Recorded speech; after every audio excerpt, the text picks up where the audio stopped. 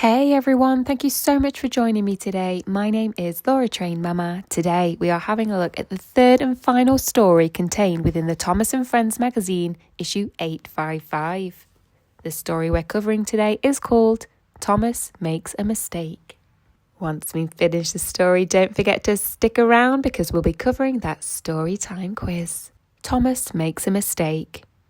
One day, in India, Thomas was given the special job of taking a truck full of silks to a fashion designer. He had to remember to take the first junction after the lake to get to the correct station, but the lake was full of swimming elephants. Thomas was so fascinated he missed the junction. He met Noor Jahan at the first station he came to. "Did you know elephants could swim?" asked Thomas. "Of course," replied Noor Jahan. Thomas was still daydreaming about elephants, so he left his trucks and headed back to the main station. It was only later that he realised his mistake. "Oh no! I was daydreaming and I went the wrong way," he gasped. Thomas rushed off to see if he could find his trucks again. He reached the station where he'd left them and took them to the right station, but he didn't check the trucks.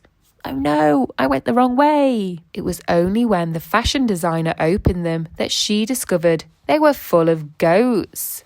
Thomas tried to fix his mistake, but things kept getting worse. The silk truck had been opened and the silks were flying everywhere. And he'd knocked the Shankar, whose truck was full of mangoes, which spilled on the tracks. "You need to tell Charubala. You can't fix this all by yourself," said Noor Jahan. Thomas found Charubala, the controller of the Indian Railway, and explained what had happened. "Sorry I've made so many mistakes. I thought I could fix them by myself," said Thomas. "You should have told me sooner. I could have helped you sort it out before the problem got bigger," replied Charubala. All the engines and railway workers helped to put the mistakes right. The mangoes were collected and the goats were put back on their truck. "Thanks for your help, everyone. That was hard work," said Thomas. "Anyone for a swim?" joked Ashima. The end. Before you go, let's jump in now to that storytime quiz. Story quiz. Which engine is the first story about? Is it Thomas or James? That's right. It's Thomas. Question 2. What animal are they trying to find in the first story?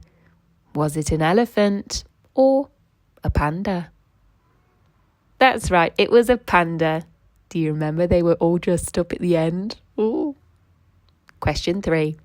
What spilled all over the tracks in the second story? Was it mangoes or coconuts?